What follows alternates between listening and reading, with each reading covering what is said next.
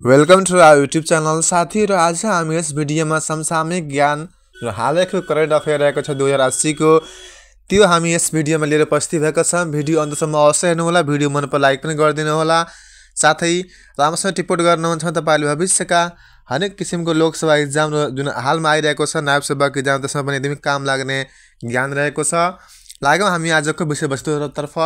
प्रश्न नम्बर 1 रहेको छ हाम्रो योगदानमूलक निवृत्ति भरण प्रणाली भनेको के हो, यसको आवश्यकता र औचित्यमाथि प्रकाश पार्दै निवृत्ति भरण कोष ऐन 2075 अनुसार निवृत्ति भरण कोषको रकम लगानीका क्षेत्रहरू उल्लेख गर्नुहोस्। यो लिखित परीक्षामा आउने महत्त्वपूर्ण प्रश्न रहेको छ। दोस्रो पत्रमा कर्मचारीको मासिक तलबबाट निश्चित अंश कट्टी गरी, राम्रोसँग ध्यान बुझ्नु साथी है, राम्रोसँग तपाईं बुझ्नुहुन्छ भने भलन तपाईं एक्जाम लेख्नुहुन्छ। कर्मचारीको मासिक तलबबाट निश्चित अंश कट्टी गरी छुट्टै कोषमा जम्मा गर्ने र सरकारले 100% रकम थप गरी कर्मचारीको अवकाश पश्चातको दायित्व व्यवस्थित गर्ने गरी स्थापित निवृत्ति भरण योजना नै योगदानमूलक निवृत्ति भरण प्रणाली हो। बुझ्नु राम्रोसँग। यो सेवानिवृत्त कर्मचारी प्रति राज्यको दीर्घकालीन दायित्व व्यवस्थापनमा स्वयं कर्मचारीको सेवाकालको आर्थिक योगदान गणना गर्ने पद्धति हो। यस प्रणालीको कार्यान्वयनसँगै बढ्दो सेवानिवृत्ति कर्मचारीको सङ्ख्याका कारण सरकारमाथि सृजना हुने आर्थिक भार कम हुने अपेक्षा गरिएको छ। निवृत्ति भरण कोष ऐन 2075 मार्फत नेपालमा योगदानमूलक निवृत्ति भरण प्रणाली व्यवस्थित गर्ने कार्य सुरुवात भएको छ। अब रहेको छ नेपालमा योगदानमूलक निवृत्ति भरण प्रणालीको आवश्यकता किन छ र त्यसको औचित्यको बारेमा। पहिलो रहेको छ नेपालीको बढ्दो औसत आयु र निवृत्त कर्मचारीको सङ्ख्यामा भएको निरन्तर वृद्धिका कारण निवृत्ति भरण बापत सरकारमाथि पर्ने आर्थिक भार कम गर्न, राष्ट्र सेवक र आश्रित परिवारको सामाजिक सुरक्षालाई दिगो र भरपर्दो बनाउन, कोष बिनाको बढ्दो दायित्वबाट सृजना हुने अनिश्चितता र जोखिम न्यूनीकरण गर्न, निवृत्ति भरण कोषको बचत परिचालन गरी तीव्र आर्थिक वृद्धिदायी टेवा पुर्याउन, योगदानकर्ताको चासो र अपनत्वसँगै कोष सञ्चालनमा पारदर्शिता, जवाबदेहिता र स्वच्छता प्रवर्धन गर्न, योगदानमा आधारित सामाजिक सुरक्षाको अवधारणा विकसित भई आएको हुँदा वैश्विक अभ्यासलाई आत्मसात गर्न, छिमेकी मुलुक भारत लगायतका विश्वका अधिकांश देशमा योगदानमा आधारित पेन्सन योजनाको अभ्यास भई आएकाले अन्य मुलुकका असल र सफल अभ्यासलाई आत्मसात गर्न, निवृत्ति भरण कोषको रकम लगानीका क्षेत्रहरू। निवृत्ति भरण कोष ऐन 2075 अनुसार निवृत्ति भरण कोषको रकम लगानी गर्ने क्षेत्रहरू यस प्रकार रहेका छन्। पहिलो, नेपाल सरकारले जारी गरेको ऋण पत्रमा लगानी गर्न सकिन्छ। वाणिज्य बैंकको नगद प्रमाणपत्र मुद्दती निक्षेपमा, उपयुक्त बैंक जमानतले कोषले उपयुक्त ठहराएको वित्तीय संस्थाको नगद प्रमाणपत्र मुद्दती डिपोजिटमा, नेपाल सरकारको जमानतमा कोषले तोकेको शर्तमा कुनै उद्योग वा सङ्गठित संस्थालाई ऋणमा दिन, बैंक र वित्तीय संस्थाको अधिकतम 25% सम्मको सेयरमा लगानी गर्न, कुनै बैंक वा वित्तीय संस्थासँग मिली सहवित्तीकरणको आधारमा धितो विभाजन गर्ने गरी आपसी सम्झौता अनुसार संयुक्त कर्जामा लगानी गर्न, अधिकतम 25% मा नबढ्ने गरी कुनै कम्पनी वा सङ्गठित संस्थाले जारी गरेको डिभेन्चरमा लगानी गर्न, कर्मचारी आवास परियोजना सञ्चालन गर्ने, जग्गा खरिद गरी भवन निर्माण गर्ने र बहालमा दिने जस्ता कार्यमा लगानी गर्न, कोषले उपयुक्त ठहराएको क्षेत्रमा नेपाल सरकारको स्वीकृति प्राप्त गरी पर्याप्त धितो वा जबानीले लगानी गर्न, कोषको सुरक्षालाई ध्यानमा राखी नेपाल सरकारको स्वीकृतिले कर्मचारीको हितको कुनै काममा लगानी गर्न, अर्थ मन्त्रालयको स्वीकृतिले उत्पादनमूलक क्षेत्रमा उद्योगमा लगानी गर्न, नेपाल सरकारको परियोजनामा लगानी गर्न, नेपाल राष्ट्र बैंकको स्वीकृतिले अन्तर्राष्ट्रिय बन्ड वा विदेशी मुद्रामा लगानी गर्न सक्नेछन्। नेपाल सरकारले बिक्री गर्ने ट्रेजरी बिलमा पनि लगानी गर्न सकिनेछ। ऐन अन्तर्गत कोषले गर्नुपर्ने आवश्यक काममा लगानी गर्न। नेपालमा योगदानमूलक निवृत्ति भरण प्रणाली कार्यान्वयनमा आइसकेको छ। यससँग लाखौँ कर्मचारीको भविष्य जोडिएको छ। कर्मचारी सेवामा रहँदा गरेको योगदानलाई उच्चतम प्रतिफल प्राप्त हुने क्षेत्रमा लगानी गर्दै सेवानिवृत्त कालको सामाजिक सुरक्षालाई दिगो, भरपर्दो र सुदृढ बनाउन जोड दिनुपर्दछ। प्रश्न नम्बर 2 रहेको छ साथीहरूको लागि, नेपालमा कर बक्यौता असुली प्रक्रिया के कस्तो रहेको छ? प्रचलित कानुन व्यवस्था समेतका आधारमा उत्तर दिनुहोस्। भने यसको उत्तर हामीले कसरी लेख्ने भन्दाखेरि करदाताले आफ्नो कर विवरण अनुसार बुझाउनु पर्ने रकम समयमै नबुझाएको वा कर परीक्षण तथा अनुसन्धानबाट थप कर निर्धारण भएको रकम सम्बन्धित कानुनले तोकेको म्यादभित्र दाखिला नगरी बाँकी रहेको रकमलाई कर बक्यौता भनिन्छ। कर बक्यौता अन्तर्गत आयकर बक्यौता, मूल्य अभिवृद्धि कर बक्यौता, अन्तः शुल्क बक्यौता आदि पर्दछन्। नेपालको प्रचलित कानुन व्यवस्था समेतका आधारमा कर बक्यौताको असुली प्रक्रिया यस प्रकार रहेको छ। पहिलो प्रक्रिया रहेको छ प्रारम्भिक प्रक्रिया। कर बक्यौता दाखिला नगर्ने करदातालाई प्रारम्भिक रूपमा सूचना सम्प्रेषण गरेर बक्यौता कर दाखिला गर्नका लागि अनुरोध गरिन्छ। यस अन्तर्गत निम्न कार्यहरू पर्दछन्। जस्तै कि पहिलो रहेको छ कर बक्यौता विवरण खुलाइ हुलाक तथा इमेल मार्फत पत्रचार गर्ने, कार्यालयको सूचना पार्टी एवं वेबसाइटमा सूचना प्रकाशन गर्ने, सङ्कलन भ्रमणहरू गर्ने, बक्यौताका बारेमा आधिकारिक रूपमा करदाता वा निजको प्रतिनिधिलाई जानकारी दिई भरपाई गराउने, बक्यौता भुक्तानीका लागि प्रतिबद्धता माग गर्ने। दोस्रो रहेको छ असुली प्रक्रियामध्ये अन्तिम तहको कानुनी प्रक्रिया। माथि उल्लेखित जुन हामीले कमा पढ्यौँ प्रथम प्रक्रियाहरू हैन, जो कमा हामीले थाहा भयो नि असुलीको पहिलो प्रक्रिया भनेर। दोस्रोमा के छ भन्दाखेरि अन्तिम तहको कानुनी प्रक्रिया।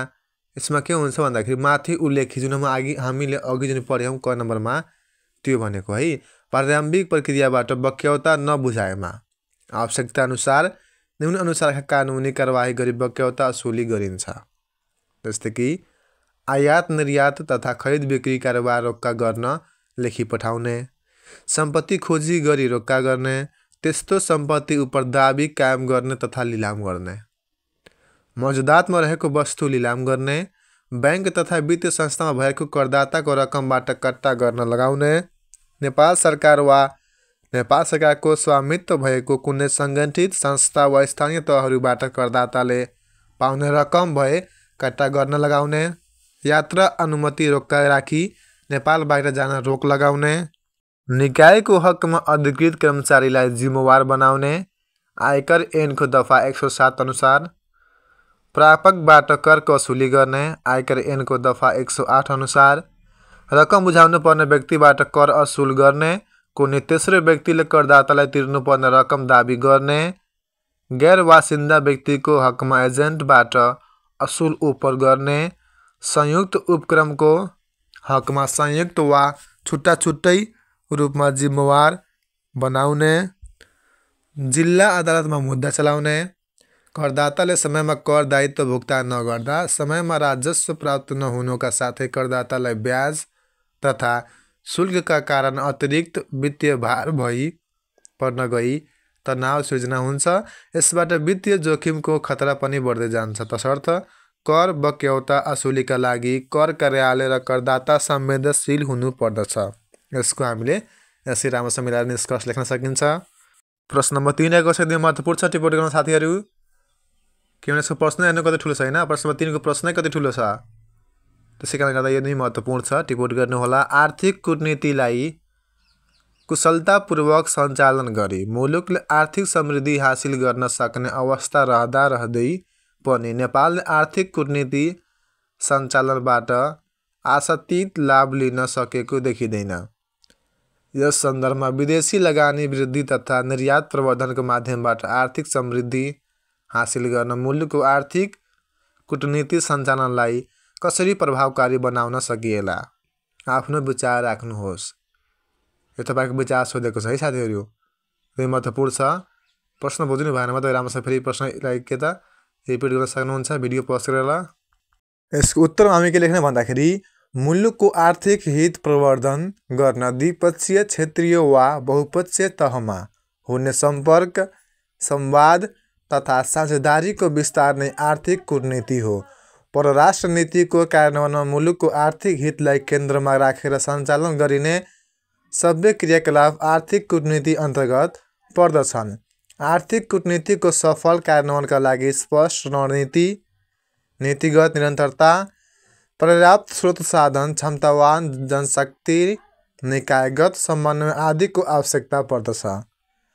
आर्थिक कूटनीतिको कुशलतापूर्वक सञ्चालन गरी वैदेशिक लगानी वृद्धि, निर्यात प्रवर्धन, वैदेशिक सहायतामा वृद्धि, पर्यटकको आवागमनमा वृद्धि जस्ता कार्य मार्फत मुलुकको अर्थतन्त्रलाई विस्तार गर्न सकिन्छ। नेपालले आर्थिक कूटनीतिको माध्यमबाट आर्थिक समृद्धि हासिल गर्न अपेक्षाकृत रूपमा गति लिएको देखिँदैन।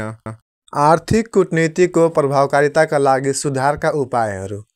पहिलो उपाय रहेको छ आर्थिक कूटनीतिको स्पष्ट र कार्यान्वयन योग्य रणनीति तर्जुमा गरी सोही आधारमा देशगत रणनीति तय गर्ने, मुलुकको आर्थिक हित प्रवर्धन गर्न कूटनीति सञ्चालन गर्न विषयमा साझा धारणा निर्माण गरी नीतिगत निरन्तरता दिने, कूटनीतिक पदाधिकारी नियुक्तिमा योग्य र सक्षम व्यक्ति छनौट गर्ने पद्धति स्थापित गर्ने, कूटनीतिक पदाधिकारीलाई स्पष्ट कार्य विवरण दिई कार्य सम्पादन लक्ष्य तोकी सम्झौता गर्ने, सोको मूल्याङ्कनका आधारमा पदावधि थप वा अन्त्य गर्ने, विदेश स्थित नेपाली नियोगमा क्षमतावान पदाधिकारी पदस्थापन गर्नुका साथै पर्याप्त स्रोत साधनको व्यवस्था गर्ने, आवश्यकता अनुसार विभिन्न मुलुकसँग द्विपक्षीय लगानी संरक्षण तथा प्रवर्धन सम्बन्धी सम्झौता र दोहोरो कर मुक्ति सम्झौता गर्ने, अवैतनिक तथा मनार्थ दूत तोक्ने आधार र मापदण्ड पारदर्शी बनाई जिम्मेवारी र जवाफदेहिता स्पष्ट गर्ने, परराष्ट्र मन्त्रालयले कूटनीतिक जनशक्ति व्यवस्थापन गर्दा वार्ता र भाषागत सिप मात्र नभई आर्थिक र व्यापारिक विषयगत ज्ञानलाई समेत उच्च प्राथमिकता दिने, आर्थिक कूटनीति सञ्चालन गर्ने मन्त्रालयहरू लगानीकर्ता, निर्यातकर्ता, नेपाली डायस्पोरा, विदेश स्थित नियोगहरूबीच नियमित संवाद गर्ने संयन्त्रको स्थापना गर्ने र सहकार्य गर्ने। अर्को उपायमा रहेको छ अर्थतन्त्रमा निजी क्षेत्रको सहभागिता र विकासका लागि नीतिगत सुधार गरी आर्थिक कूटनीति सञ्चालनमा अर्थपूर्ण सहभागिता सुनिश्चित गर्ने। अन्तमा यसको हामीले निष्कर्ष के लेख्नुपर्छ भन्दाखेरि पर्याप्त विदेशी लगानी आकर्षित गरी उत्पादन वृद्धि तथा निर्यात प्रवर्धन मार्फत आर्थिक समृद्धिको दिशा समाउन आर्थिक कूटनीतिको सशक्त सञ्चालन आवश्यक छ। उपयुक्त बमोजिमका उपाय अवलम्बन गरेमा मुलुकको आर्थिक कूटनीतिको प्रभावकारी सञ्चालन भई आर्थिक समृद्धि हासिल गर्न सहज हुने देखिन्छ। साथीहरू भिडियो मन परे हौसला स्वरूप हाम्रो लाइक अवश्य गर्नु। तपाईको एउटा लाइकले हामीले मोटिभेसन हुन्छ अझै भिडियो ल्याउनको लागि। प्रश्न नम्बर 4 रहेको छ साथीहरूको लागि मध्यमकालीन खर्च संरचनाको उद्देश्यमाथि प्रकाश पार्नुहोस्।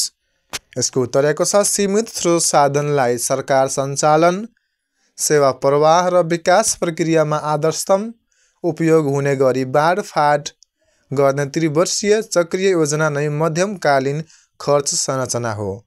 यसले आवधिक योजना र क्षेत्रगत योजनाका लक्ष्य, उद्देश्य, नीति तथा रणनीतिलाई वार्षिक कार्यक्रममा रूपान्तरित गरी कार्यान्वयनमा ल्याउन मद्दत गर्दछ। मध्यमकालीन खर्च संरचनाको उद्देश्य पहिलो रहेको छ हामीले उपलब्ध स्रोत साधनलाई नीति, आवधिक योजना र वार्षिक बजेट तथा कार्यक्रमसँग तालमेल गराई सार्वजनिक खर्च प्रणालीमा अनुशासन कायम गर्नु नै मध्यमकालीन खर्च संरचनाको प्रमुख उद्देश्य हो। यसका अन्य उद्देश्यहरू यस प्रकार रहेका छन्। पहिलो रहेको छ स्रोत साधनको समुचित बाँडफाँड गरी बजेट विनियोजनलाई प्रभावकारी र उपलब्धिमूलक बनाउनु।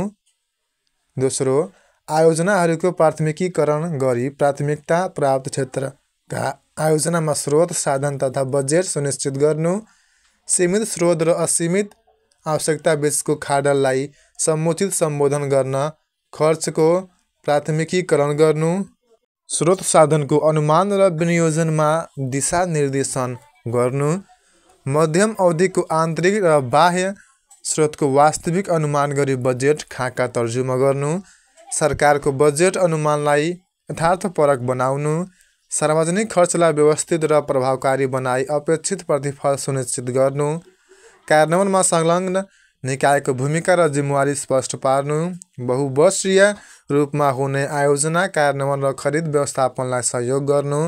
अतः सार्वजनिक वित्त व्यवस्थापनको एक उपयोगी औजारका रूपमा मध्यकालीन खर्च संरचना रहेको हुन्छ। प्रश्न नम्बर 5 रहेको छ, प्रविधिको तीव्र विकासको सन्दर्भमा विद्युतीय शासनले सुशासन कायम गर्न कसरी सहयोग गर्दछ? आफ्नो धारणा राख्नुहोस्। साथै सार्वजनिक निकायमा सूचना प्रविधिको व्यावहारिक उपयोग गर्ने विषय र प्रक्रिया सम्बन्धमा प्रचलित कानुन व्यवस्था प्रस्तुत गर्नुहोस्। यसको उत्तर रहेको छ, शासकीय मामिलाको व्यवस्थापनमा सूचना तथा सञ्चार प्रविधिको उपयोगलाई विद्युतीय शासन भनिन्छ। विद्युतीय शासनले निजी क्षेत्र र नागरिकसँग सरकारको सम्बन्ध र अन्तर्क्रियालाई सहज बनाउँदछ। यसबाट शासकीय क्रियाकलापको प्रभावकारिता वृद्धि भई सुशासनको अनुभूति हुन्छ। नवीन प्रविधिको तीव्र विकास र प्रविधिप्रतिको बढ्दो आम अभिरुचिको सन्दर्भमा प्रविधिले ल्याएको परिवर्तन र जनअपेक्षा व्यवस्थित गर्न सरकारी निकायको सक्षमता अभिवृद्धि गरेर मात्र विद्युतीय शासनको माध्यमबाट सुशासन प्रवर्धनमा योगदान पुर्याउन सकिन्छ। विद्युतीय शासनले सुशासन कायम गर्न पुर्याउने योगदानलाई बुनागत रूपमा यस प्रकार प्रस्तुत गर्न सकिन्छ। पहिलो रहेको छ, सार्वजनिक सेवा र सूचनामा नागरिकको सहज पहुँच स्थापित हुन्छ। दोस्रो रहेको छ, सेवा प्रवाहमा बिचौलियाको माध्यमबाट हुने भ्रष्टाचार नियन्त्रणमा सहयोग पुग्छ। तेस्रो रहेको छ, कार्यालयमा कागजी काम, लागत, समय र प्रक्रिया कटौती भई कार्यकुशलता अभिवृद्धि हुन्छ। डिजिटाइजेसन र अटोमेसनको माध्यमबाट सेवा प्रदायकको दक्षता र प्रभावकारिता अभिवृद्धि गर्न सकिन्छ। अनलाइन माध्यमबाट नागरिक सहभागिता वृद्धि हुन्छ। नागरिक गुनासा, पृष्ठपोषण, सुझाव सम्बोधन गरी सेवाको गुणस्तर सुधार गर्न सकिन्छ। सरकारका काम कारबाही पूर्वानुमेय, पारदर्शी र जवाबदेही हुन्छन्।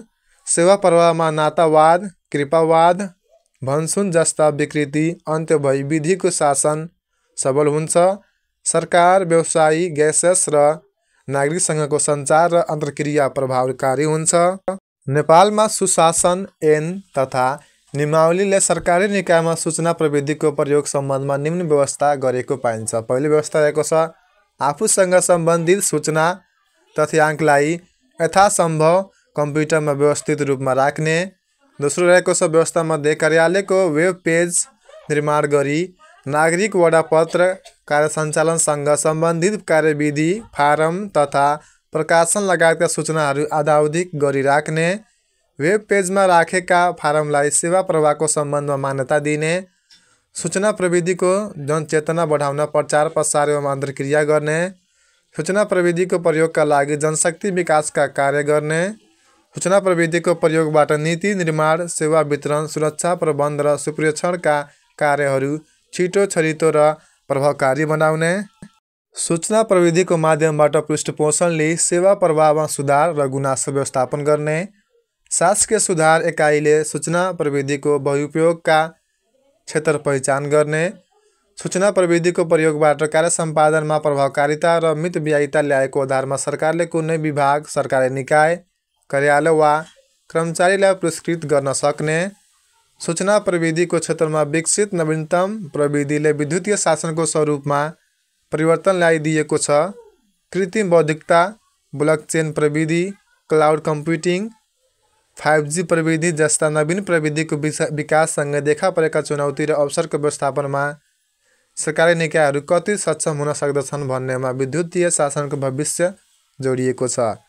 यस तथ्यलाई मनन गरी विद्युतीय शासनको स्वरूपमा देखा परेका परिवर्तनलाई व्यवस्थित गर्ने गरी नीतिगत, कानुनी तथा संरचनागत सुधार आवश्यक छ। अन्त्यसम्म भिडियो हेरेर साथ दिनुभएकोमा विद्यार्थी भाइ बहिनीहरू तथा लोकसभा तयारी गर्ने हाम्रा भाइ बहिनीहरूलाई हार्दिक धन्यवाद। र भिडियो अन्त्यसम्म हेरेर तपाईँलाई कस्तो लाग्यो आफ्नो प्रतिक्रिया अवश्य दिनुहोला।